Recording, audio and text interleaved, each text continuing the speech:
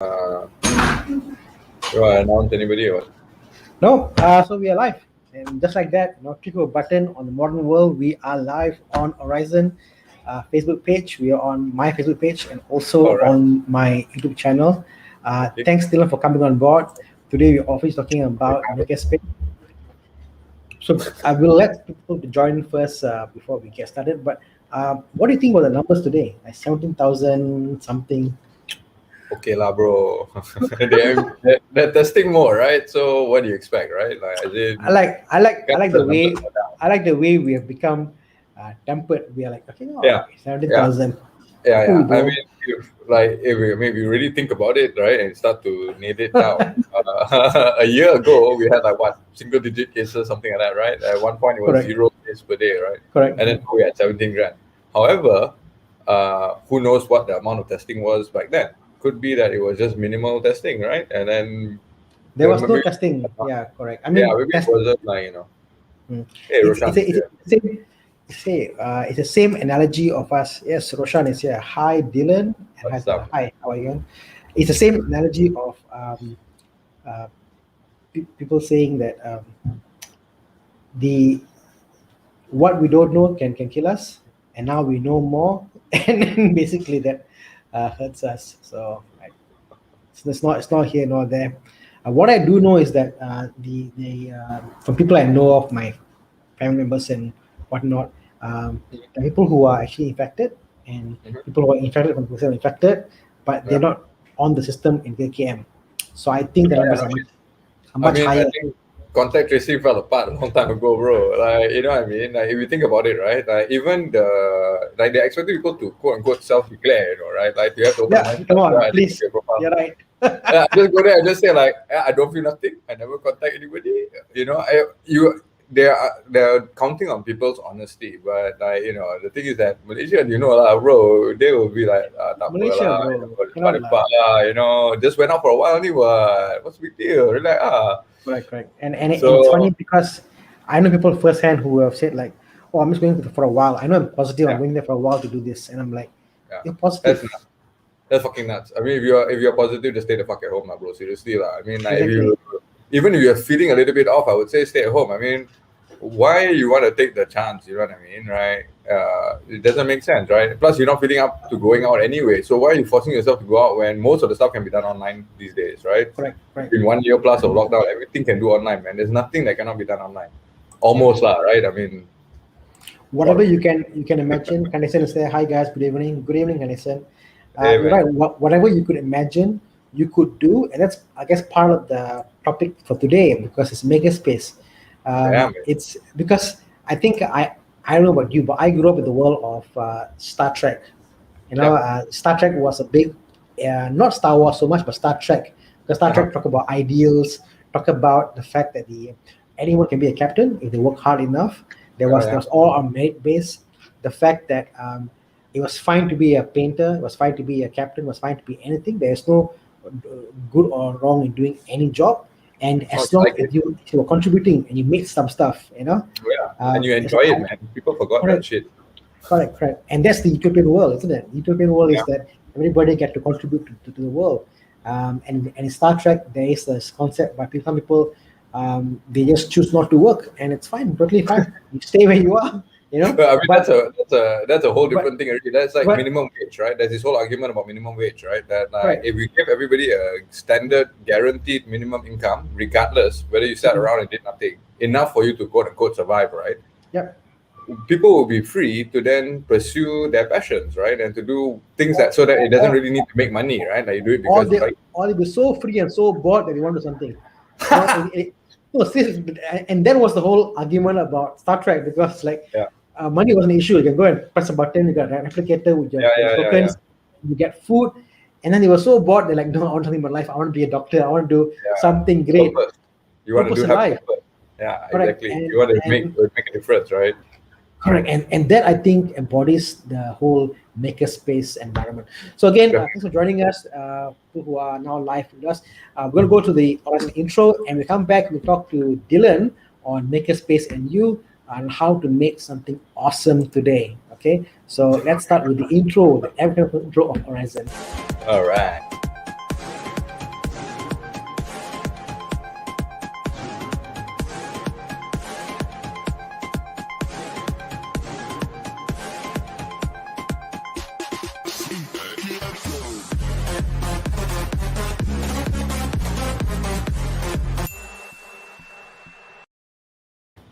just like that, we're back.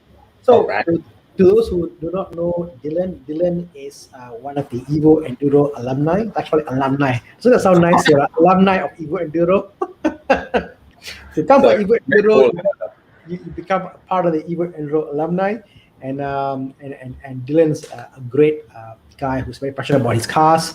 And I knew Dhillon from Evo Enduro, but also that his passion for what he does. So from what I know you're a hacker, you're a business owner, you're an entrepreneur, you start up an IT company, you're a cafe owner.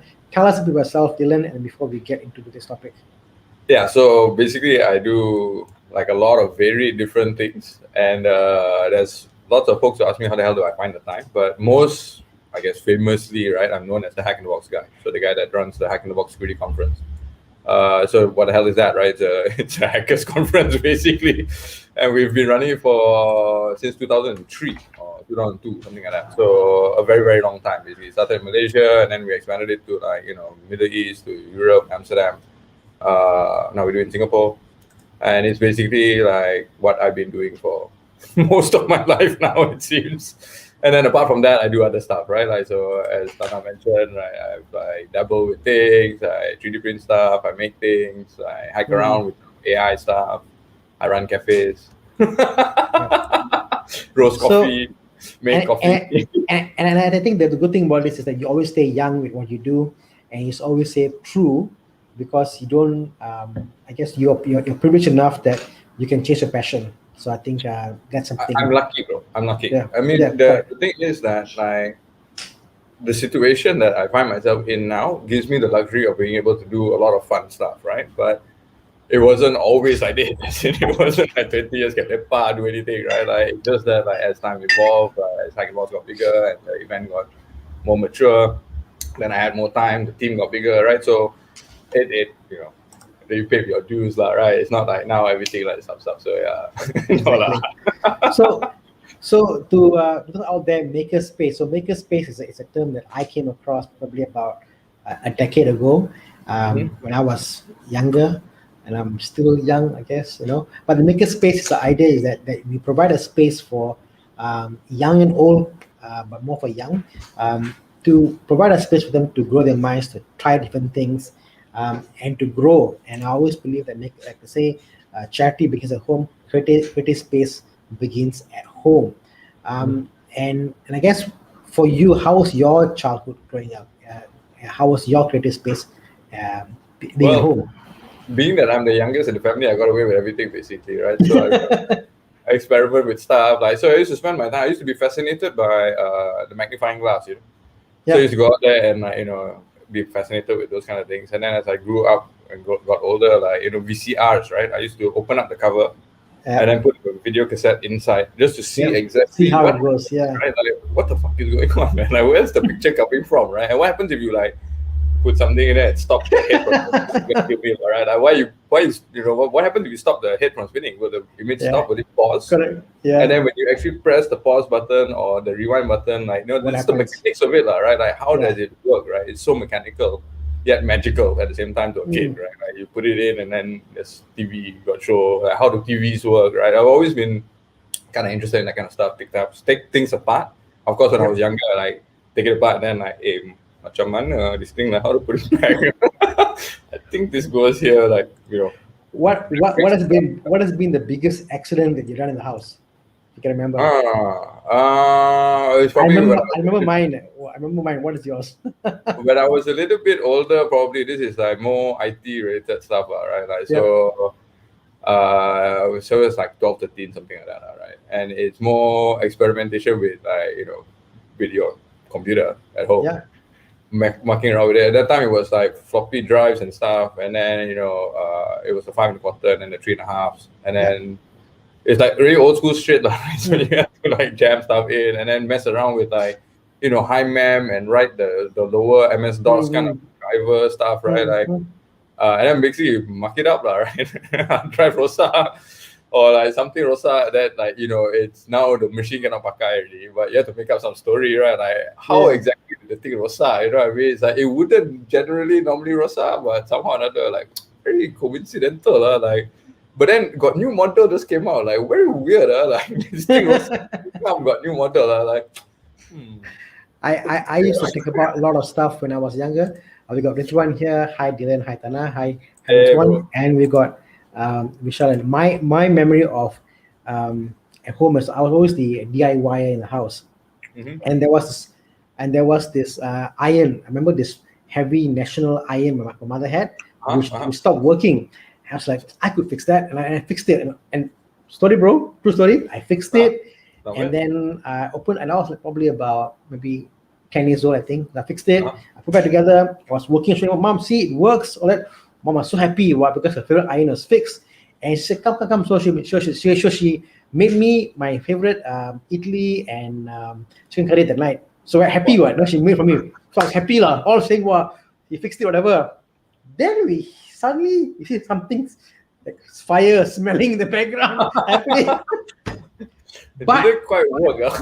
no. In my defense, it worked. The issue was I never ironed before my life. So after ironing, I just kept it on the on the ironing board, and I left it and went away.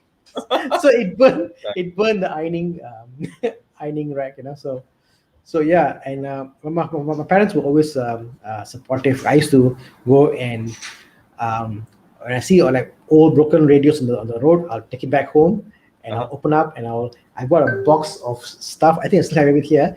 Or I've actually collected transistors, resistors. I knew before I knew what it was. I just shoulder and remove them because I could use this. Yeah. And then I learned about electronics and stuff. So I've always been fascinated about electronics. A couple of years ago, I was into like Hackintosh shit, basically, like trying to make a Mac run on PC hardware, right? So this is kind of years ago, right? Correct. And in order to get the Bluetooth modules to work, you literally had to go and get the SMC chips from like It's like a particular chip only supported. Yeah, exactly. Like that particular Bluetooth module that you need from a laptop. And so you had to go and hunt around and find it, either find it on Amazon or find it from wherever. Like I went to Pasar Road, didn't have it. I went to like Imbi Plaza shit, look for secondhand laptop shop, and then they had one that had like broken MacBook, like MacBook Pro or whatever, and like you needed the Bluetooth module in order to get the wireless, and then like you had to solder the headers so that you can connect straight to the motherboard, right? So like the USB headers so that it works, right? You can't plug it in. It's not like a plug and play shit. So yeah, fun times. Fun times, And I think this is the message to what I call every parent out there, because creating that safe environment for the kids to, I guess, experiment. I think bring rewards, as you can see with Dhillon over here. He turned out pretty okay. So did I. Well, it worked out well in the end, But I guess the key thing is that don't stifle their creativity. Like they feel like they want to take stuff apart, so what? Let them take it apart, right? Like if they fuck it up. And you taro them, you ground them, or they'll learn from it anyway. You know what I mean? Essentially, like you'll be pissed off, and they will like, "Oh, wasn't such a great idea, right?" Live and learn that. And I think the biggest difficulty is trying to identify what area of creativity the children is. Like with your brothers, how about siblings? How is each one creative in their own fashion? Well, for me, my brother and my sister, they're both creative, but in completely different ways. As in, they're not into like fucking IT shit and stuff. Like my sister is like, I don't know, she did ballet, piano, grade 8, don't know what nonsense, right? Like, my entire family, as in extended family and stuff, everybody's a writer. Like Chris Wee is my cousin, right? Like, so yes, right. Like, my entire extended family are all writers. At some point or another, they were writers. I used to be a writer as well, at some point in my former life, right? Like, so creativity, I guess, has always been around, but why is that so? I'm not really sure. I can't really think of any particular reason. I guess genetic, maybe, but I'm sure nurture plays a big part of it. You know what I mean? So I go around the world, right? When you're talking about hackerspaces, right? So that's like a North American thing where there's like a space right? Like whatever, like an office or some shit that's set up with machinery, right? So like 3D printers, laser cutters, like the toys for boys that are very expensive at one point in time, like laser cutters are like 20,000 USD. You know what I mean? Like, it's not something you're gonna buy and put in your house, and laser cut stuff on the CNC machines and stuff like CNC.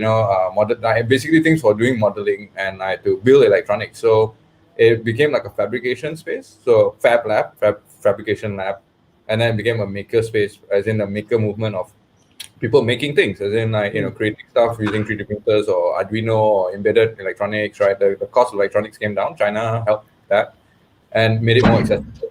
And then of course things like YouTube and of course all of the open source kind of movements was already well in place, right? So those two things put together means you have a place to learn, and then but you just don't have a space to go to and hang out with folks, right? So it's cool to have a certain area that you can go to, but that culture is a very European, North American thing, probably to do with just the way that the education system is modeled and just the way that upbringing. Like Asian parents just don't have this kind of thing, as in like we are more of like, hey, what's your grades lah? Correct. Did you go for tuition? Like nonsense shit, you know what I mean? Basically nonsense shit, because like who gives a damn about your grades, bro? Like the real world doesn't give a damn, bro. Like European, North Americans, they're more experimental in a way, right? Like they let their kids explore. They never tell their kids don't do something. They always will try to advise them against doing it, but essentially it's like it's your life, live it as you want, right? Yeah. And so culturally makes a big difference in why hackerspaces, makerspaces like in Asia, it still hasn't taken off. It's been around for a while. It's not like we don't have makerspace in Malaysia. Penang has a huge Reka space. There's this group called Reka in Malaysia. They're doing a lot of shit with 3D printing and trying to get STEM, as in like science, technology, and engineering, mathematics, getting more kids into like 3D printing, laser cutting, fabrication, like embedded programming, Python, all of this other stuff. There are these places, but parents just aren't taking their kids there. You know what I mean? Because, at least the older parents are. Because you see like all these classes they extend for robotics, and as much as I'm okay, fine, take for robotic classes and stuff, but I just find that the spirit of Makerspace is I always found it's like you got to hack it, you got to find something and repurposing and really having that push instead of being something that's taught in schools, because they must have to drive to, I think that's key. As we spoke before, like in overseas, our minds today think about what we can buy. Like, for example, I want to buy a camera which can monitor my house security. But technically, if you wanted to, for the same price or more, you could go and buy a camera. And you can buy like an Arduino.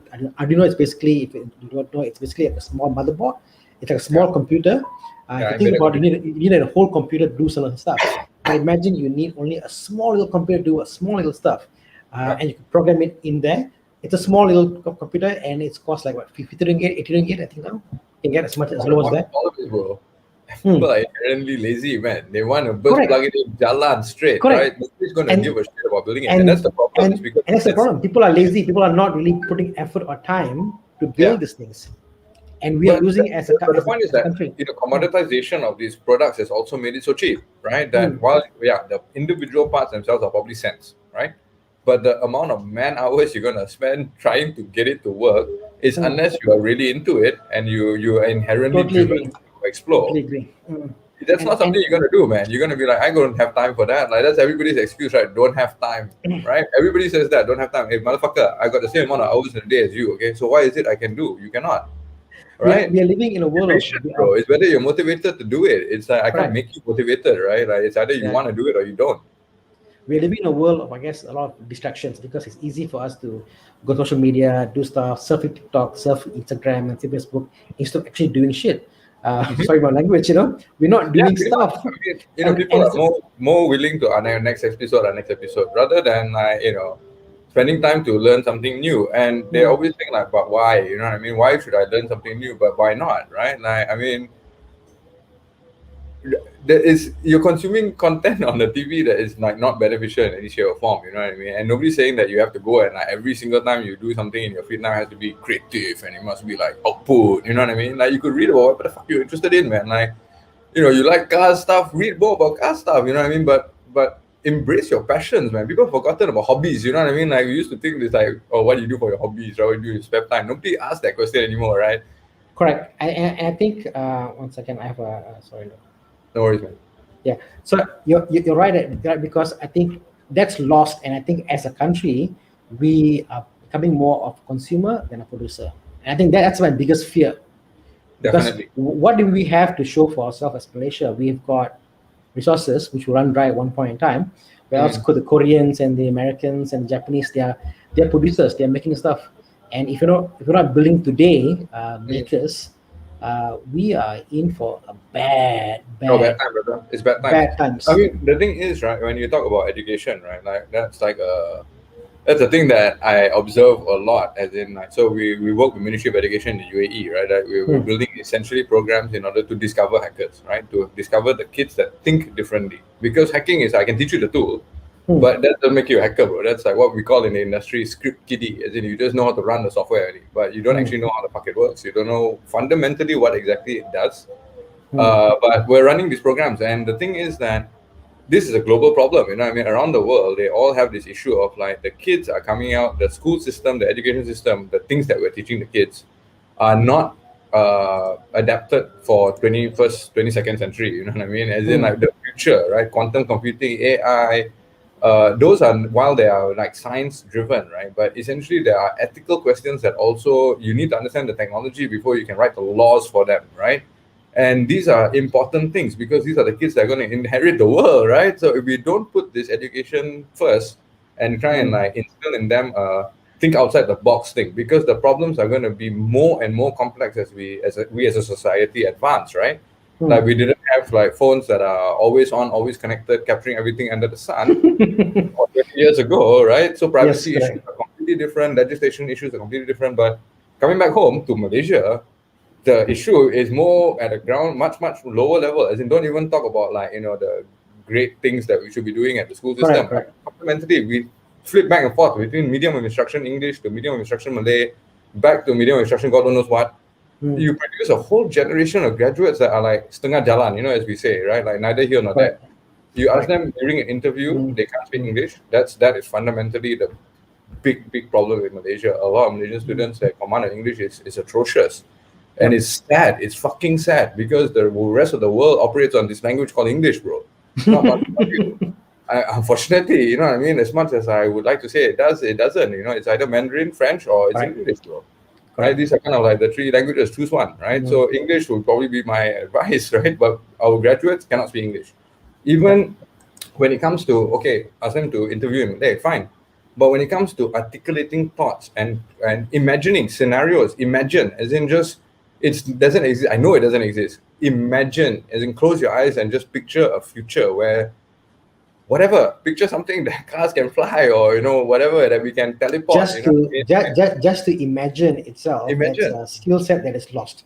Exactly. You're absolutely right. We don't spend enough time indulging kids in that. As in, like, you know, spend enough time in creative thinking of creative problem solving or hacking. Is nothing more than just kind of like, I wonder what would happen if.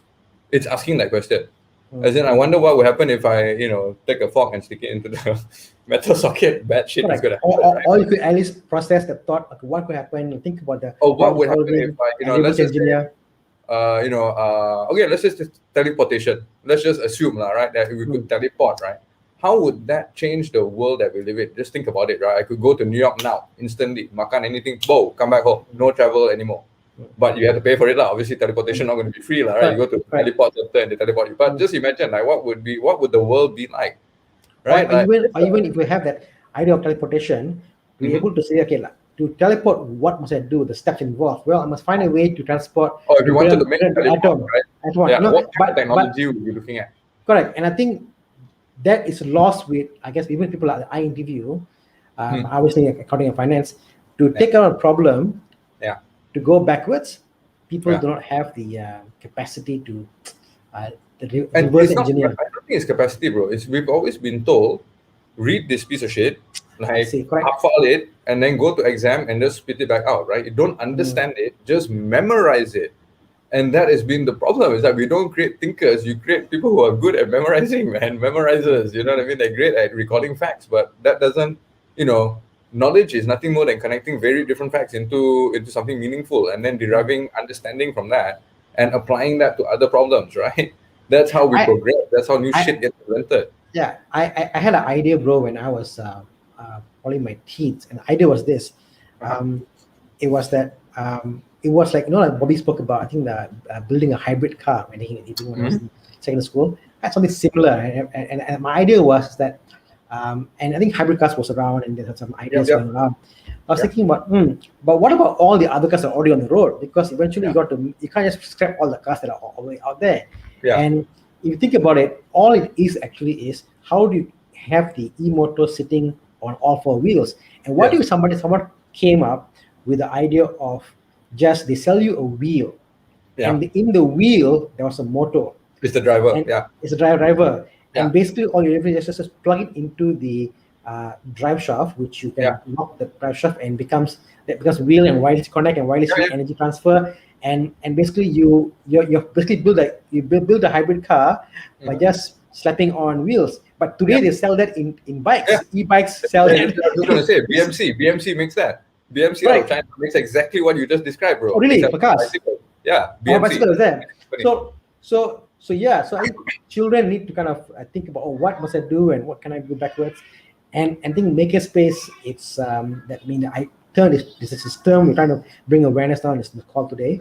It's about what's Makerspace and how we as parents and as uncles or even people who are young enough to think about those things. What can you do? Simple steps, I mean, at the end of the day, I get asked this question, I've got kids that are 12, 13, 14, what can I do to get them into programming? And then that's one of the biggest questions that people always ask, hey, so how to get them interested in this hacking thing, And I'm like, you can't just make them interested in this hacking thing, bro. It's it doesn't work like that, man. But essentially, it's kind of don't limit their creativity, don't force them down a particular path, right? But if you want to just make them have creative thinking, I always say, start with Lego. People laugh at me and they're like, what, Lego? That's old shit from 1980s and stuff. I say, yeah, but when was the last time you picked up Lego and just played? As in just pick it up and just fuck around with it, you know what I mean? Probably when you were younger in the 1980s, you know what I mean? So it's kind of start with that, because Lego now is not just the simple plastic things, right? There's actually techniques which is a little bit more advanced, and then there's Mindstorm, which is a programmable brick, as it comes with a small little computer thing, and you can build robots basically, or you can build whatever, anything you want. You go and Google this shit, as in exercise watches, right? Go and look for Mindstorm, major project or something like that, and I look at what people have built with it. And while it's a toy to begin with, they have solved some pretty cool problems. You know what I mean? Built a huge drawbridge that can go up, go down, and out of Lego, you know what I mean? And it's all automated with sensors, and a truck can go on. And why did they do this? Is because why not? You know what I mean? It's just for fun, bro. People forgot how to have fun. You know what I mean? It's it's fun to learn. It's fun to figure things out. You know what I mean? It's not always having. And it's not just about consuming a product and going and buying something. But that's fun. I mean, I like buying shit just as much as anybody else. I mean, I don't enjoy everything, But But I guess the simpler things you could spend, for example, an hour designing the perfect spoon, for example, that you want, and the spoon may never come into production. But if you enjoy the process of designing the spoon, you know what? Yeah. From that process, you learn about diligence, you learn about designing, you learn about other skill sets, which are lost because you might be whatever might catch your fancy. So, for example, right, I'm into DJing, right? So I DJ for fun, and then this is for literally for fun, right? But as you start doing it for fun, then you kind of want to get better at it, or you want to learn more about it or improve, and then you kind of learn. You go watch YouTube videos, whatever the hell, and learn techniques, right, and methodologies and stuff, and you get really lost into it. But it's not it makes money or something, so I learn it. You know what I mean? Everybody always thinks why should I learn that? It's how I'm going to make money from it. It's bro, it doesn't necessarily have to be about that, right? Just do stuff just learn it for the learning's sake, just for doing something interesting for a change, And it doesn't take a lot of time, right? 10 minutes a day, 15 minutes a day, just indulge, man. Take some me time, Exactly. Learn something new. You learn something new every single day. You never know. Yeah, I do. I learn something new every fucking day, man. Every day I open up my Flipboard and just flip through science, some future tech stuff, read about some battery technology, read about whatever green renewable energy, read about random shit. You know what I mean? It just so happens that sounds interesting. I was reading something about so I've actually started researching this. It's about taking coffee beans and making 3D printed products out of it. So recycling plastics basically, and recycling, infusing coffee beans into it. Because so for the guys that don't know, I run 1337 in Penang, right? So we do coffee roasting and shit. And so we also brew coffee, and then we have a lot of coffee waste, right? So the used grounds, we normally just chuck it out. Of course, you can use it for planting stuff and things like that, but that's like boring. I want to make things with it, right? So I looked into shredding the milk bottle caps. So the milk that we buy comes in this white thing, right? HDPE basically. So if you shred the HDPE down to like, you can use a paper shredder basically. You don't really need to buy a specialized machine.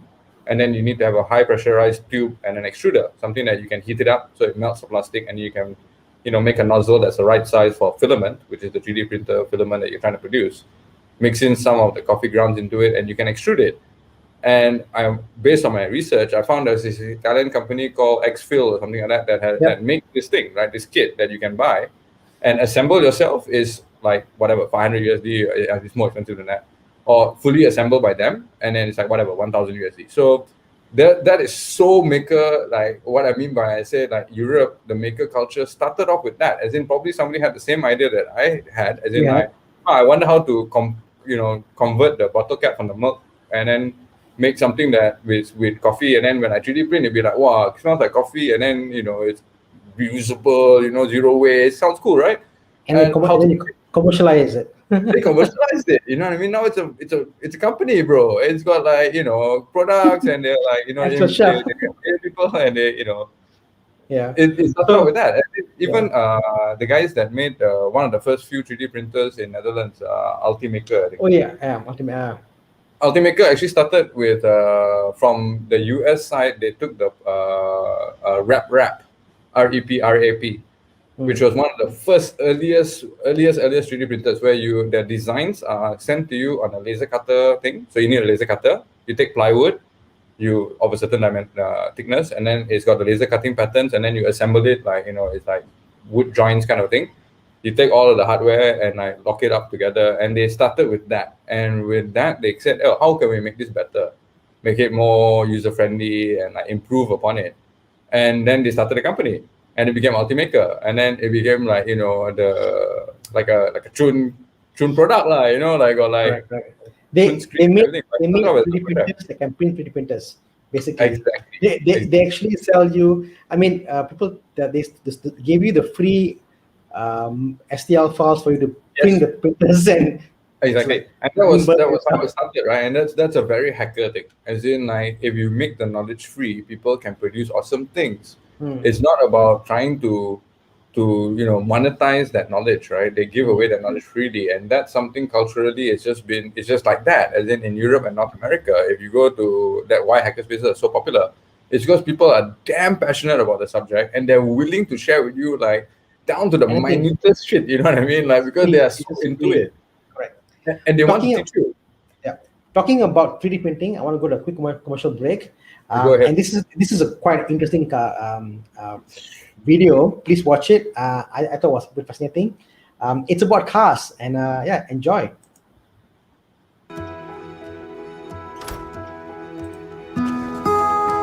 Xander reminds me a lot of me as a child. He has a very mechanical mind, and he likes to build things. We started playing this game. We would always drive the Lamborghini Aventador, and eventually I said to my dad, "Hey, can we build one of those?" We had no clue. Then I had the idea that maybe we could do 3D printings. I thought he was crazy, to be completely honest. The biggest overwhelming response I get from people is, "What? He's doing what?"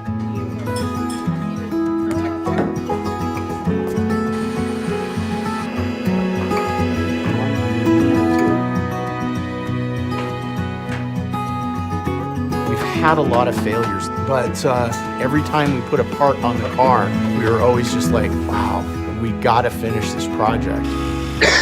It's been a year and a half now. It's still in progress, but by the time it's finished, it's gonna be awesome.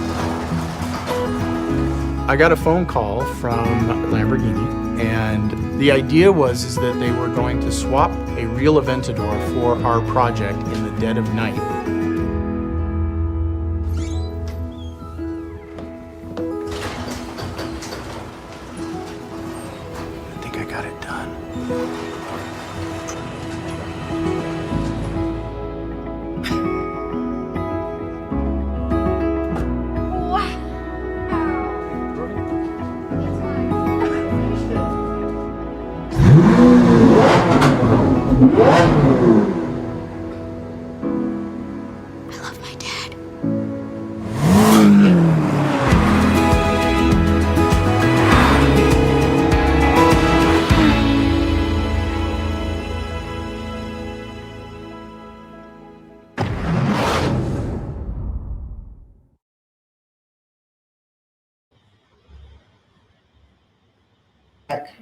We're back. Awesome. So I mean, that sang to me because as a dad, the kid said, "Dad, can we build a Lamborghini?" And it's like, oh, let's build one. Now, I want just for to reflect for a while. That kid where his dad said, "Let's build a Lamborghini," and he built a Lamborghini at home. I mean, it may not be a Lamborghini, but can you imagine the future that kid will grow up to? What that kid will do? You know what? Imagine, bro. You know what I thought the key takeaway is? An Asian parent would probably say, "Shut up, bro. Don't talk." You know what I mean? It's like this is fundamentally, it captures exactly what I'm talking about by the difference in culture. In North America, you're like, yeah, why not? Sounds like a fun project. You know what I mean? Something to do, right? Like, and you indulge their kids. And in North America, especially, as in, like, they really like whatever, like, do whatever you want. You can be anything you want to be, right? In Malaysia, it's like, no, you must be a doctor, you must be a lawyer, you must be an accountant, finance, whatever. As in, our parents tell us in advance, this is what you're going to be. This is your role in life. Why do we do that? You know what I mean? Like, why can't they just be whatever the hell they want, man? Like, it doesn't need to make money, man. Are they happy? Fundamentally, people are like, are they happy, right? Like, you're not happy. Why you, like, why are you doing it? You know what I mean? Like, literally, I always ask a lot of people, it's like, why you just quit your job, man? You hate it so much, right? Like, you're like pissed off all the time, like always like feel, right? Like, just quit lah, Bobby wants to join the Olympics. Yeah, I mean, why not, bro? Seriously, but why not, right? Like, why does that sound ridiculous? I mean, okay, like, I mean, of course, age aside, right? Like, why would it sound ridiculous? It's like what? How many years time, right? Like 7 years time. You know, bro. When I saw Olympics, that the lady who won the gold medal for practicing in Jassim, I felt like I want to go and. Yeah. Hey, I mean, they have Olympics for a lot of different sports that you wouldn't think they have an Olympics for. You know what I mean? So it's like, hey, there's Olympics for that. Like, interesting. But hey, it's Chris, man. What's up, bro?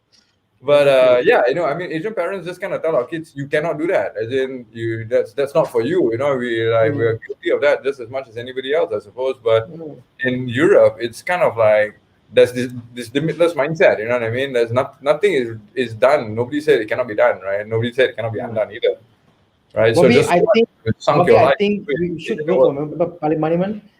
You have my vote. I'll change my address to your housing address, and you have my vote.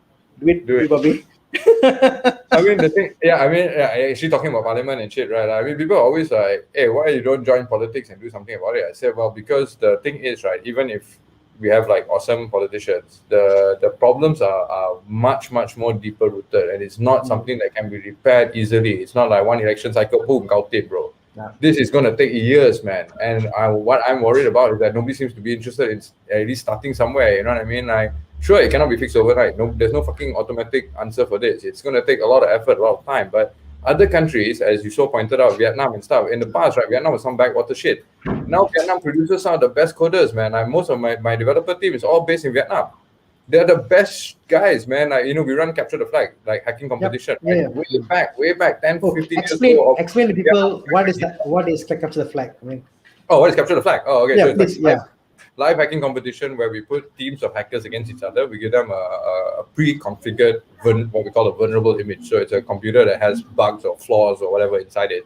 It's your job to try and find those flaws. And then at the same time, everybody's attacking the same server, right? So you kind of like try to defend against it, attack and defend, right? And the Vietnamese guys, this is like in Malaysia. So in like 2005, 2006, they used to come down and they will be sitting there, and the guy at his computer terminal, right, he's writing assembly, writing it on his laptop, like, the assembly language, right? And on the fly, that means he's doing machine code that nobody does that, bro. Like, people write it in C, and then you use a debugger or machine code, right? And then you execute the object, right? But this dude was writing the ASM in like text. And then he's like, to give you idea, people out there, because when you do programming, you learn in blocks, or there's probably some sort of language which helps you to. That's a higher level, right? More like meaningful. But he's doing like a machine code at like ones and zeros and.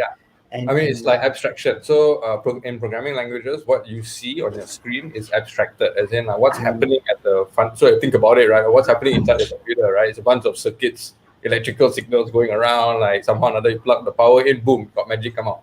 But fundamentally, the electricity is powering microprocessors, and those microprocessors take instructions, and those instructions are what we call machine code, machine language.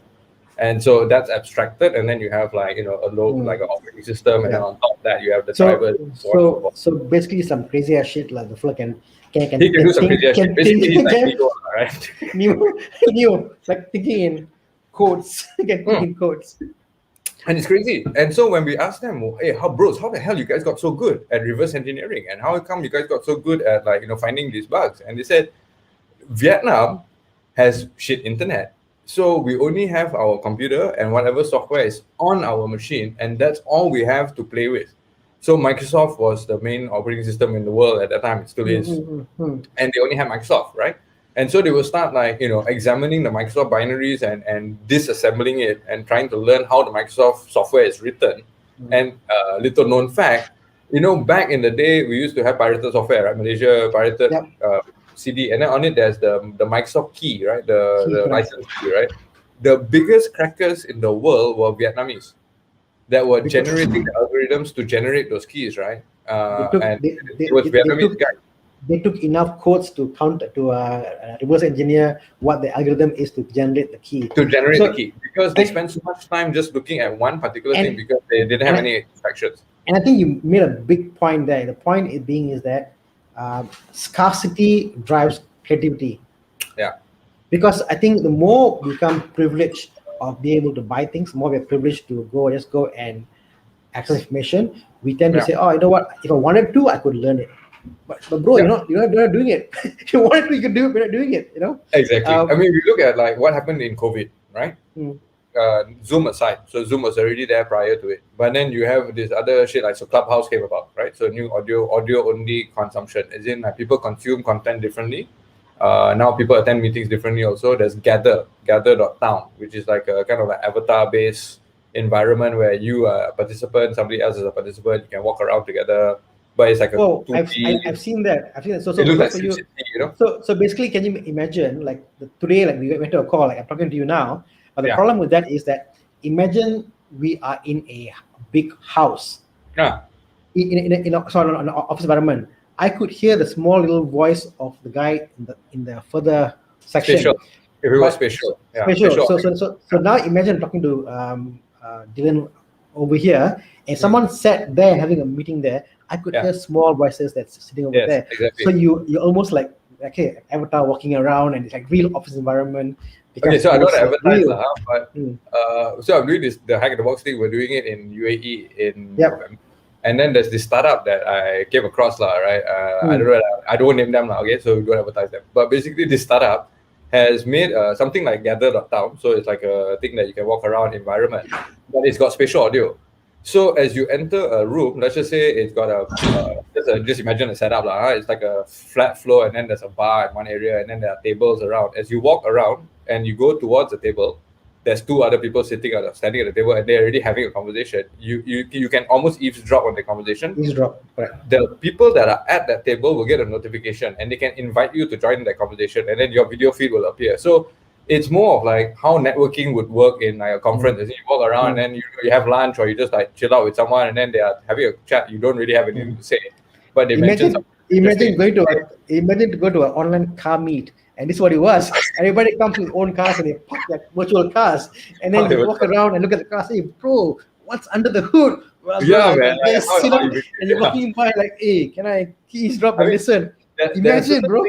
There are certain things that still cannot be done virtually. I mean, even for IT security conference as well, we struggle a lot, right? Like trying to virtualize certain things. What we call the hallway track, as in the interactions that happen by chance. As you're walking around, you bump into someone, you haven't seen them for a long time, and you're like, hey, bro, come and go and grab a beer or whatever. Those social interactions cannot be done on Zoom. No amount of Zoom, Skype, blah, blah, blah. Any technology you can throw at it will replicate that human interaction. And so the only solution is take your vaccine, bro. Take your vaccine and we can go back to real world meetings and we can hang out again, drive car and like flipper, Yeah. At this time, Con asks, are you fans of Star Trek? And the answer is big yes. Con, I'm a big fan of Star Trek because of the principles, the ideology. But only the next generation, because the original Star Trek is shit. Original Star Trek is shit, I think Jean-Luc I'm Picard. sure you're going to get a lot of people complaining about this one, but yeah, I mean, I'm not really that Star Trek fan, to be fair. So don't take my word for it. and I guess the reason why I do the stuff that I do on this Thursday calls is because of, not because of I want to do things that I have the highest views, but things that I think that that we need people to change. Because if let's say one person listens and like, oh, you know what, I want something different, I want to change my child, that person might be the next Elon Musk of Malaysia, you know. True. Yeah, yes. And you know, I was always I gave a presentation like a couple of years ago to like a bunch of kids in India, and you know, India has a lot of super smart guys, right? Like, and so the competition is stiff, as in everybody is good. Everybody is like already, you know, they learn all the programming languages under the sun. They can write software, whatever software you want, they can write for you. So how the question to me was, how do I differentiate myself? Like, how do I make myself better? You know, I mean, how do I set myself apart from the pack, right? And I said the situation is actually like quite simple, right? That you how to differentiate yourself is to do something unexpected. So if everybody else is just applying for jobs, right? Like, fuck that. Like, if you are into security, I'm talking to hackers, right? Like, join bug bounty. Don't apply to the company. Hunt for bugs in their system, and they will hire you, because they'll be like, it's cheaper to just hire this guy than pay the bug bounty, because bug bounties are not cheap, right? So you know, think out of the box, basically, right? I mean, like for example, if you want to go for a sales job, for example, well, instead of going there and say I want to apply for a job, and going there like, hey, this is how you can make more money and get more stuff. And I think that mentality comes from scarcity. When people are scarce and people have a need, they will find a way, they'll hustle, and they will and make it work. And I think as a country, we're losing it. We're losing it because because we are all like kata batu burung. We're just behind under umbrella, and we're like, oh, this is fine and dandy here. I mean, Suresh is on this call, I'm sure, right? Suresh is somewhere around here, right? Suresh will definitely agree with me, right? And this is just basically education system problem, bro. It's because we've been told, don't question the teacher. Like, you know, just take whatever the hell is written in the book, and like that is your answer. I got a statement here. Today's truth is irrelevant. Yeah, it's true. Because I totally believe that. Exactly. You know, whatever you know today is true. Whatever you learn in school today is irrelevant tomorrow. And especially more so today, because the speed at which information spreads is just as fast as disinformation. In fact, disinformation spreads much faster than actual information, right? People much more believe that, or much rather believe the bad shit than the good shit. You know what I mean? It's like just human nature like that, as in like the gossip, the crazy shit. We always rather spread that, right? The disinformation, right? Spreads much faster than the truth. So, you know, that's technology. See, Suresh also agree with me. Thank you, Cikgu. Thank you that you agree with me. The young fella don't know anything about. I just Saja talk with me. and like with my kids, I tell them, like, I don't really care if you don't go and do a degree. I don't really care if you don't get high marks, but you must try and learn different stuff and see what sticks to you. You know, to get questions to ask why it's a challenge. Students questions why, exactly. Most of the time, the answer is don't know. Tak tahu. Or more like, why should I even ask the question? Right? You know, I don't know. Like, so if you don't know and I don't know, who knows? So let's pretend that neither of us knows anything about it, so we both learn about it.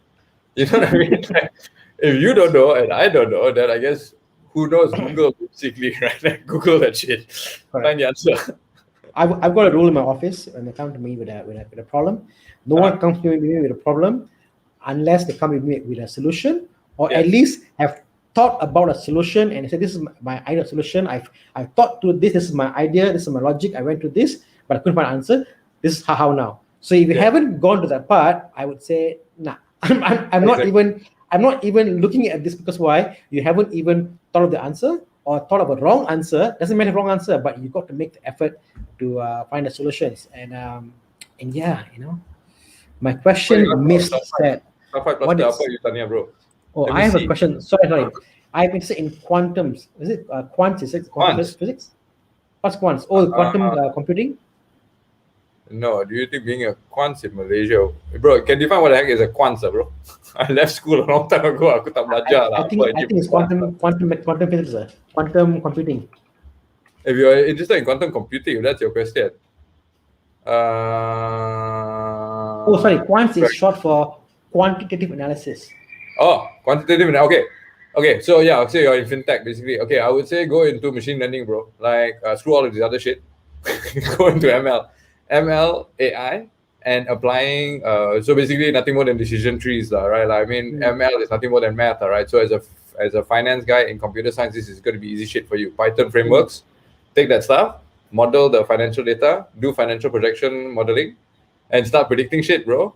Because that's where the money is at, man. If somebody has a crystal ball, they can tell me where the market is headed, right? Like it'll be awesome shit. Like, yeah, screw the quantitative research, bro. Like do AI, bro. Do AI and ML, man. Take your fintech knowledge, take your computer science knowledge, and put those two things together, and look into that. That will be much more interesting and more future guaranteed, because it's kind of like the new shit, right? Everybody wants to be in the AI, man. It's also where the money is at. Yeah, it's also where the money is at, right? Yeah, AI definitely. I think if you go and search like AI jobs right now, it's like one of the highest paid. Money. Yeah. Can make a lot of money. Cars. You can drive a lot of cool cars. Go to US, bro. If you're okay, like serious for a second now. Okay, like if you really are passionate about your subject, right? Don't limit yourself into job market that's only regional, as in like that. It's based in a geographic location. The fact of the matter is today, because of COVID, jobs are just everywhere, right? Like, I work for the UAE government. I haven't been there in like 18 months, bro. But I still have my job. I still do my work, right? Like things evolve, right? Like so, essentially, don't think about apply for a Malaysian company only. Why? Like apply for anything. And now there's so much money around. There's so much startup money around, right? Like companies have gone unicorn. So basically, they're $1 billion valuation. There's this rubbish nonsense. Basically, I don't know how they came up with a $1 billion valuation. It's a completely different subject. Never mind. It's like for example, Grab. People say, "Oh, Grab is making money." Well, Grab is throwing money with discounts. They're losing money every single day to get market share. Exactly. And these are people just pumping money in and more money in the share market just to. And you get free stuff on Grab, basically. How you do the promo campaigns and shit, like or like in the earlier days, right? Like how they just kind of like throw market, you know what I mean? It's like give free ticket, free ride, like $5 here, $5 there, and then you scale by millions, right? It's like crazy. Anyway, my point was more that there's so much VC money out there that if you the sulfide plaster guy, right? Like if you came up with like some simple AI tool. I'm not saying breakthrough shit, you know what I mean? Just something simple to do, some simple modeling, or even just like ingest XLS and do data visualization. As in better ways of us to model the data and look at it more than just an X and a Y, right? Like there's all sorts of ways to model the data, right? Outlier analysis, there's all sorts of shit that you can look at market mover indicators, as in what certain things happen in the news that correlates to market reaction. As in, if some company tomorrow say, they found a breakthrough or for teleportation, their stock is going to boom, go up, right? Or if somebody said they found a cure for COVID, that particular company is going to, their stock is going to rise, right? Or maybe not, or whatever, right? Yeah. So if you could create a piece of software, right? You have finance, fintech background, you have computer science, you had a piece of thing that could give some insight into the data and actually be a tool. You could get acqui-hired, bro, easily. Like your startup can just boom, people will just buy over the startup. Basically, has a question, Cuz, are you speaking English? It's somewhat English now, bro. It's basically what Dhillon is saying is that the simplest thing if you we think about getting jobs out there and there are a lot of money out there people are throwing out, and if you do the simplest thing, like I say, like even an Excel sheet which takes a data and you can visualize it differently, people will hire you. People instead of trying to say give me work, you know what, just make one differentiation of how you present the things. You could be on your way to buy the Ferrari that you wanted. I thought you said speaking Greek. Yeah, it can be misunderstood as Greek. Sounds very simple. And I think if everyone out there watching this, just for a second, go and see that young talent you have at home or a child, whatever. Think about how can I buy them something which will trigger them. Maybe it's a Lego. Maybe you go and buy a Lego for your niece and nephews. That's fantastic. Or maybe you do it. You know what I mean? Like if you're into something, your kids might come around and say, "What are you doing?" And you're like, "Oh, whatever." I'm like, so you like building Legos is like something that I like to do in my spare time because of COVID. I had nothing better to do. I started doing the Lego techniques thing. I just slowly build. Maybe you should do that, right? Like maybe you guys like into cars, buy a cool model that looks good. Start building it. You never know. Your son or maybe your daughter might come up and say like, "Hey, can I help?" and let them help, let them do it, and just tell them, you follow the instructions, I'm gonna go and whatever. I always believe in leadership by example. And one of the reasons why I began the YouTube channel was that I wanted my kids to be able to go speak and talk to people and do stuff. Yeah. And they see me and they're like, oh, I want to do it too. And they're like interested in that. And there's a lot of planning involved. And you're doing a channel, like from the point of view of conceptual idea to get it out there, putting yourself out there, you know what I mean? Like a lot of people are uncomfortable with public speaking. Right, try having an audience. I don't know how many thousand fellas are watching Horizon stuff, but it's always a lot, right? Like, so try doing that. You know what I mean? Like, and whenever I used to, like I said this now, I DJ, right, for fun, badly usually. I still live stream it anyway, even though got mistake or like it's not good. I don't care, bro. Like it's in a way makes me more like get more comfortable with like doing things that you're not comfortable doing. Like I started a cafe. I'm actually like I don't really like talking to people most of the time. Like sometimes but sometimes like I don't really feel like talking to you, bro. It's not interesting enough. But it forces me to step out of my comfort zone, right? And I just talk to people about random shit that's not like IT stuff or things that I might be interested in, maybe some random topic, right? But it's fun. It's derive fun from it, man. Then you don't feel like it's a chore, you know what I mean? Or you don't feel like, oh, this is like dragging or whatever, man. Find something you love to do and then you don't work a day in your life, right? Isn't that the saying? Something like that? Correct. If you find something you're passionate about, just do it. You'll find some way God or universe will reward you in giving you what you want multiple folds. I strongly believe in that, man. I think if we don't trust our instincts and listen to your heart and your gut. They always say trust your gut, right? Like trust your gut instinct, and that's not trust your brain. It doesn't say trust your brain, right? It says trust your gut. And there's lots of times that I make decisions that are at that point in time seem reckless and seem like insane. As in a lot of people are like, what the fuck? Are you crazy? But with the cafe, for example. I can explain to you why I do it. You know what I mean? I just have a gut feeling that it's something that I feel I should do it. You know what I mean? And maybe it will fail. Maybe it'll blow up royally in my face. But so fucking what? Who's judging me? You know what I mean? Like, and I don't really give a shit either way. You know what I mean? Like, everybody has an opinion, good or bad, right? But I don't let it get to me that much. Of course, some days are better than others. But essentially, I just do what I feel in my heart of hearts is what I need to be doing at that point in time. And I don't let people tell me otherwise. As in, oh, you could waste money, or I could also die tomorrow. You know what I mean? Like, it's very possible I might not wake up. Correct. It could happen. And then what? And then you're going to be like, bengang, like, shit, bro, I should have done this. I fuck off. Do it. And then you can die. And then you'll be like, I did it. It didn't jadi, but then too bad. I didn't have enough time. That's a saying says, Dhillon, do you understand the words that are coming out of my mouth? Me? Exactly. You know what I'm saying, yo? You're picking up what I'm putting down. like there's a saying which says, whether you think you're right or wrong, you are right. Exactly, because nobody knows. Nobody knows, bro. Nobody knows anything, basically. Like adults, don't know shit, basically. When I was a kid, I always used to think adults know, but they don't know. Yeah, it's basically, it says that if you think you are wrong, you are right. You're already wrong. But if you think you're right, you are right. So the only differentiation between the two is that believing in something that you are right and doing it. And doing it anyway, yeah. Regardless of what. Because all decision, if you think about decision trees and talk about alternate universes, you can take A or B, whatever. All routes will end up to an N. And there is no way of saying that N is good or bad because it's how you take the N. And ultimately, nothing really ends. Like I was telling somebody, right? Like nothing really ends when you think about it, right? It ends when you choose to stop doing it. So stop fighting. When you stop, when you decide, I don't want to do this anymore, right? Like, so for as long as you enjoy doing it, there is no end. As in, like, so today, things didn't work out for you. But as long as you believe tomorrow you're going to try again and you still want to do it, it doesn't end. That's it. It's just today was not such a great day, man. But sometimes, things don't work out today. Tomorrow, they turned out in a completely different way that you couldn't have even imagined. And it's 100,000 times better.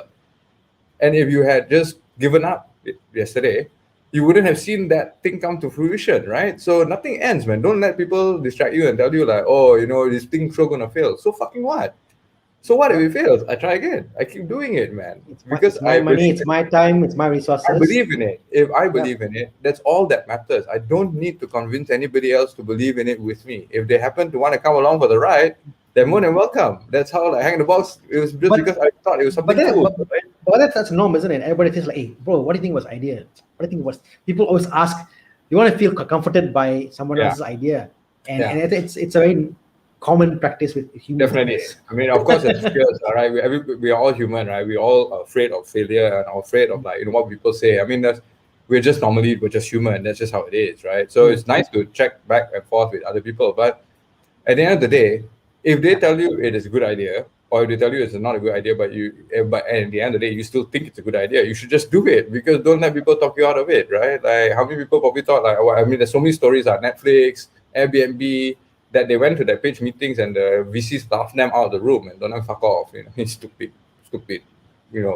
crazy startup guys. It's funny. Yesterday I saw this interview with Mila Kunis and Ashton Kutcher, and they asked, and they said, oh, Mila Kunis, it's because Ashton Kutcher is a big VC guy. He invests in early startups. Yeah. And they said, like, how did your husband was investing into Airbnb and Facebook and in the early days? And apparently Ashton Kutcher will come and talk to Mila Kunis and say, like, there's this idea where people go and sleep in people's houses, strangers' houses, and they pay them to sleep there. Like, are you insane? I go to someone's bed and sleep on their bed and they pay me money? What? And he went like, you know what? The fact you're saying it's a bad idea, I think it's a great idea. I'll invest. So whenever Mila Kunis says no, he'll go and invest in the product because it's still emotions. Somebody has to be the brave guy, right? Like that does something that is what they like to throw around, the disruptive, do something disruptive, right? Like, but yeah, somebody has to think of the crazy ideas. As in, like, Elon Musk saying, I'm sure batteries can be improved, as if we can make better batteries. I'm sure we can go to Mars. I'm sure we can make reusable rockets, right? And he did it, right? But it didn't come overnight, right? He didn't set a deadline, or I'm going to do it in 6 months. I'm going to make new battery technology in 6 months after I'm going to go to Mars. No, he didn't. He just said, I'm going to work on this problem, and until such time that I solve it, either I solve it or I die. Whichever comes first. Correct. Absolutely right. And I think going back to that, I think the last thing that I always think about is that adults forgetting to play. I mean, I say play, not fool around, but play as in not go KTV, bro. Different thing. KTV different, bro. That one is kena virus, kena vaccine. When I say plays, being young, playing Legos and 3D printers and whatever fits fancy, whether fixing a car or polishing a car, whatever it is, Don't take yourself so seriously, Don't take yourself so seriously. Yeah, because there are kids watching you, what you do, and I mean, I always say, like, Chris is a great example, because Chris always, I see Chris as a small kid in a candy shop. He sees a car, like, I got to buy that car. He sees I know this model, I must buy this. He got no self-control. And anybody who's logical looking at Chris is like, Chris, what the hell are you doing? But you know what? He goes like, screw you all, I'm going to do it, and he buys it. And I think that that is fantastic. And now he's going to make a business model out of it. I mean, look at how much joy it brings him, bro. Exactly. And never mind how much it fucking costs. It's irrelevant. The fact is that, like, the sheer joy on his face when he finds a car that he's like, oh, Ben, I can't believe this is for sale, right? And I'm gonna make it my mission to try and get it, right? And he enjoys that process of buying it, restoring it, owning it, loving it, filming it, and that is what he gets the enjoyment from that. And you can't put a price tag on happiness, brother. You just can't. People always ask me, why are you always smiling? I said, because I got nothing to complain about, bro. Like, I don't take myself so seriously. And then, tomorrow is another day. Today fucked up, never mind lah. Like, tomorrow I try again, man. Like, it's not the end of the world. And if it is, I'm not here. I'm dead. So what? Your life only gets screwed up when you forget to play. Yes. That's the only point. That's the only point in life where life gets miserable is when you forget to play. When you are a father of God knows how many kids and you got wife goes to play, and you forget to play, you know what? You might as well just go and die today. Take some me time, you know what I mean? Just take some time to indulge in what you feel like doing. And this goes for everyone, men, women, whatever, right? You YOLO, basically, as Chris said, right? Like, I mean, you only live once, man. And we all plan that we are going to live until we are old and gray and, happily ever after, all things done in its right box, nicely. Life isn't like that, bro. Like what? Yeah. Bobby like wanted to suddenly drive around the world or some shit like that, right? Drive to Europe. Who died? I It don't is know Aston Martin who was it who Rapid. died. But Bobby, who was it who died? That suddenly you said like, hey, that's it, man. Like, I'm gonna make it my mission to drive to London. It was the basketball player. The basketball player, yeah, exactly. Kobe Bryant, So yeah, so exactly, right? So shit happens, man. Like he didn't plan on it ending. I mean, everything was awesome shit, right? Like I'm sure he had like plans, hopes, dreams, and tomorrow and the day after and the month after and the year after, and all of us are guilty of that. It's like, hey, why not today? Never mind, tomorrow, right? It's like and it's sad, isn't it? People, I mean, I just find people's life sad. Some people who forget to play because they forget they're going to die soon. Not tomorrow, not today, but they're going to die sometime in the future. It's inevitable, and if you die without playing, then Texas, right? Bro, I know what to say, and I think we do a lot in Horizon, try to stir up emotions. You don't have to buy an expensive car. If you want to buy a car, it's a Peugeot manual, for example. You know what? Buy it, have fun. Some guy said they want to buy a Thana V6. As long as you're not depriving anybody else, right? And you're not, as long as you're not like hurting anybody, you're not stealing from anyone, and you're not like neglecting your duties. As in like you chose to be a parent, then be a parent, right? And so that's being responsible. I don't have kids, so I can play around, buy Lego, and do nonsense, but that's my choice, right? So as long as you fulfill your obligations and you feel like you want to, whatever it is you want to do lah, like Bobby want to masuk Olympics, masuk lah, bro. Jangan tak masuk, bro. Try, why not? Yeah. Is snooker an event in Olympics? I don't know, man. It's a good question. Bobby is a very good snooker player. Maybe you can be a apply to the petition the Olympics committee to make it Olympics fun. I didn't know there was a game called paddle something. It's like badminton but using a paddle, and they play tennis. How imaginative! It's called paddle something, and they use a paddle. A paddle and they play like tennis, and apparently it's a game. It's a tennis thing. Yeah. Olympics quota ada ke Olympics ada Olympics is all about you going to your council, your sports council, and Olympics. It's quite easy to get in if you want to, if you're self-funded. Yeah, if you're self-funded, like climbing Everest, it's easy if you can afford it. you also need to be able to risk losing your limbs, but you could do it. Yeah, but you again, can do it. And again, that's pretty much the pretense of today's discussion about Makerspace. And if you guys are in Penang, you can head over to his cafe. Come and bug me, man. When I'm making some coffee, I'll make some coffee for you guys. Yeah, you can make excellent coffees. AI story, hacking story, whatever. I entertain you fellas. Spin some bad music for you once in a while. Correct. If you got kids, come over, bring them over to see. Definitely. Hey, actually, talking about making stuff, right? In all seriousness, right? We have the space. So we have two outlets in Penang. One is called Gatwick, and one is called the Space. And the Space actually has a 3D printing area. So, if any of you guys are into 3D printing or want to learn more about recycling filament, bottle cap things combined with coffee ground and make new filament, talk to me about it. I'll be more than happy to chat with you guys. Correct. And I hope if anything is inspired with people watching this show about what are you doing today? Gurpal says he digs your music. Yeah, thanks, brother. You're very kind. Thank you, sir. Thank you. What can you do today to be a producer instead of a consumer? Sulfite is actually from Penang. Oh, you're from Penang? Awesome, bro. Next time come by lah. Tomorrow I'm going already. Saturday I'll be at Gatwick. If you're not doing anything, come by. Yeah, head over to the Gatwick, and come over. 50% off, bro. 50% off. Oh yes. 50% off. If your second dose is done, come over Gatwick and you get 50% off all beverages and food. Yeah, if you're a Horizon fan, I give you free coffee. Just come on. So you say you're a friend, I give you free coffee. But you must cite some secret message that only Thana will have given to you. Yeah, we should say he's met you. Okay, we're gonna have some questions over here. What cars have you owned? Believe it or not, my BMW M3 is my first car.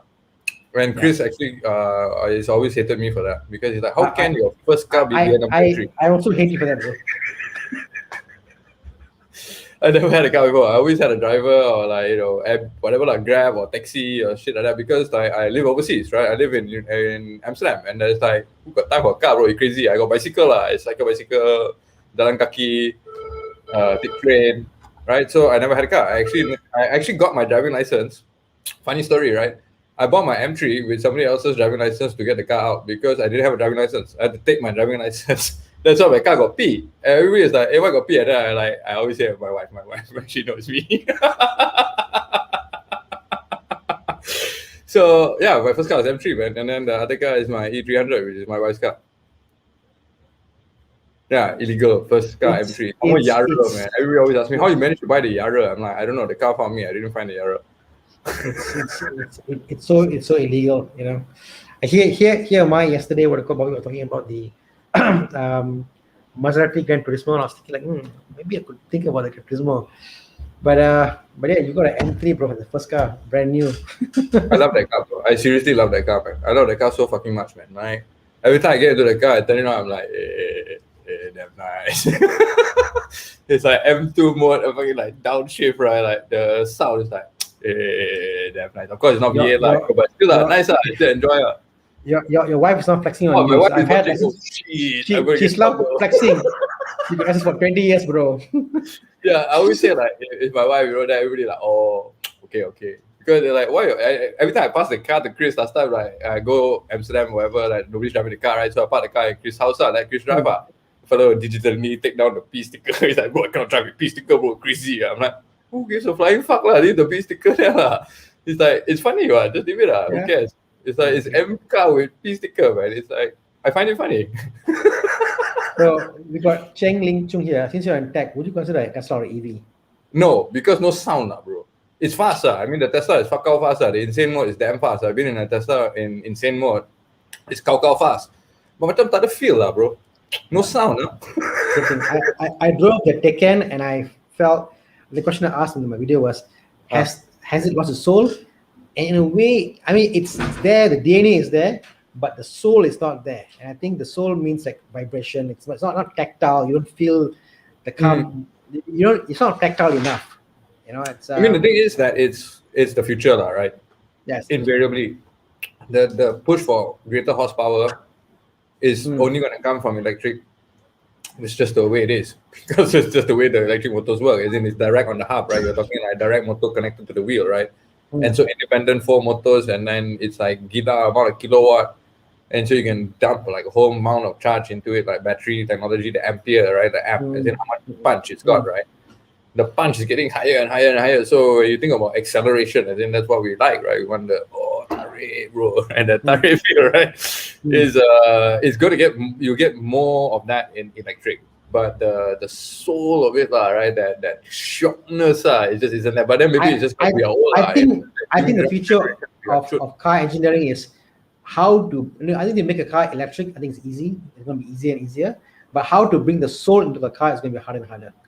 Well, I think my thing is I have a feeling that the future guys, right, as in your kids and their kids, right, they're not going to give a shit about like cars. Yeah. They're going to be just normal nonsense. You know what I mean? It's like I just need it. It's functional. As in I need to go somewhere. And even the Gen Z, whatever the hell, I don't know what you call them these days, right? Those guys, right? Nobody wants to buy property anymore. Do you notice that? Everybody's renting, right? Like because it's like nomadic lifestyle. If I can lepak here, lepak there. So why I want to buy a car? It ties me down to a place. If I can just rent cars, for example, and actually, in all honesty, it's kind of stupid to buy a depreciating asset, right? Like it's like it doesn't make sense. So like I bought my M because I don't intend on selling it, so I don't give a damn what it depreciates to 1 ringgit. I don't care, right? I never sell it. I love it. So it's a completely different reason why I bought it. But generally, I didn't buy a car for the longest time, not because I didn't have a license, but because economically, the math didn't add up. It made more sense to pay somebody to drive me around and sleep in the car during rush hour than be the guy pissed off that the traffic is not moving. KL traffic macam gita, bro. Who the hell wants to be that guy? Like, and then you can't do anything. You got all the hours what to do. Like I'm still in this old school that when I buy a car, I want to buy the car. As in, I look at the the value and opposed to actually renting the car, or I don't see it as a, oh, you know what, my installment is $3,000 and that's all I care about. I'm never about the installment. I'm always about the end value, and that's for me hard to convert over. Well, I don't know, man. I think of it more of like that. Nobody says you have to see the loan tenor out, what? Innit? True. Exactly. To me, I understand that. Sell and buy another thing. Right, but to me, I'm still in the old generation. I understand it's more about the ownership of the car as an asset opposed to anything else, you know. So, well, I think that only will work if you are buying like. So my next target is a 458, right? Like, wow.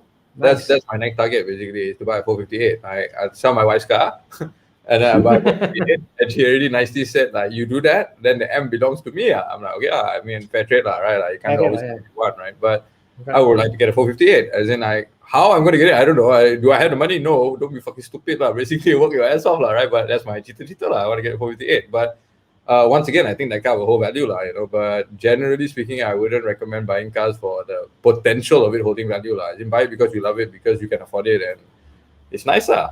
You know, give yourself a treat. Yeah. I would want to give myself a treat. It's MCO now. I just can't. I mean, me being an accountant, I can't logic myself to buy a car. You got kids now, bro. It's different. You have kids. When you have responsibility, when you're responsible for other people's like life, basically, right? Then come fuck around now, bro. Like what? See, I want to buy 458. I don't be stupid, bro. I've got more important things to pay for. You know, like I said, I don't have kids, so I can make this kind of like, wonder if it could be nice. I'm going to see Muda, and then I message my wife like, hey, this car now quite cheap already. Like, hey, don't be stupid. I come back and I slap you. She's in Singapore, so she can't. Well, Chris Lee says life's too boring to drive boring cars. So yeah, exactly. I mean, last year my wife was away because of COVID as well, right? And then I always say when she goes back to Singapore, and then like I'm on my own for too long, I'll get up to no good. Like she said today, like, hey, about maker, like what making? You know, you only want to make trouble only. Last year she was away. I bought the E300. I traded in the Z4. I bought the E300, and then she came back like, hey, new car, choo. And then I just tell people that I bought for my wife. Actually, I bought because like Z4. You are a smart guy because you actually got the wheels in her insignia. It's not my car. It's your car. You know. Yeah, it's got your name on it. So just so happen I just helped you to warm up only. Like today I took the car out because the weather was fantastic. I was like, I need to isiminya the car. Like, so let me drive it. Navin says, with great power comes great responsibility, Uncle Ben. Yeah, indeed, bro. Indeed. Yeah. So anyway, I hope you guys had fun me catching up with Dhillon. And if anything, please go out there and inspire your kids, yourself, anybody. You know, make something. And be young, be a kid. You know, I always say in my video, go out there and have a little more fun. And I actually truly believe that, because you got to go out there and have a little more fun. That's the way to live, bro. Don't take life so seriously, bro. Like, don't take yourself so seriously, and just kind of like believe that if today didn't jadi, tomorrow it will jadi. You always have to believe that it will be better tomorrow. If not, there's no hope. Right? You always can hope that things will get better, right? We always hope tomorrow COVID disappears, right? I always hope that. I hope tomorrow numbers disappear for COVID, but I'm hoping. Yeah, I mean, we can always hope, right? It probably won't jadi, but I hope so. I hope tomorrow they, announce there's a cure. Who knows, man? You never know. Hey, the vaccines work a lot better than we expected. Let's be fair, right? There's mRNA nonsense, right? Like, they're working a lot better than we expected, right? Like, if you look at the efficacy, okay, you can catch it, I understand. No need to go into the science. But the fact is that, look at the hospitalization. There was a chart that I saw the other day about like COVID case numbers, UK and Indonesia. It's almost like track the same. But then mapped against deaths. So Indonesia vaccination rate is not as good as UK. The UK chart for deaths is like this, and the Indonesian chart is like this. So clearly vaccines are effective. I mean, the case numbers are case numbers, but they work. Keeps you out of, helps you breathe. Prevents you from dying, which is the main thing. So it's way better. Stay safe, everybody. Take your vaccine. Everybody, and thank you for joining us. And stay tuned for next week. Next week, we've got Jess Lowe talking about does money buy talent? Wow. Does money buy talent? I would say yes. You get what you pay for. I would say yes, but to an extent. Depends what you're talking about, lah. I mean, if you think about, like, say, expert, if you're talking about experts, right? And then, Yeah, like, paying an obviously. expert to come and do something for you, right? Like, Mm.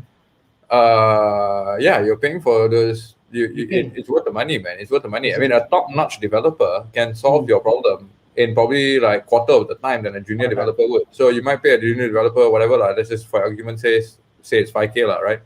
And you might pay like a A1 edit motherfucker and 15 grand or 20 grand, right? But he'll get the job done, and like, it'll be like he'll come up with an even better solution, or a better stack or whatever it is, right? So it's worth its weight in gold. It's just difficult to attract those kind of people and retain them, the talent, right? That's a whole different thing already. Like how to attract the right talent and how do you retain them? How do you create culture in the company, right? Where people want to work for you or work with you, rather. I always say work with me, don't work for me, right? Like, so that culture, right? How do you make that culture so that you attract all the A-listers? My son has this thing. Whenever I'm online, he gives me a picture. So his picture is not so clear, but it's greening out. So he made a picture. I have no idea what this is, but it's part of being creative. Thank you, Harish. Yeah, it's cool. It's cool, man. Hi? What's hi? Okay, that's us, Harish there. It's hi. It's hi. Okay. Okay, with that. Okay, guys. See you next week. Thanks so much for joining us.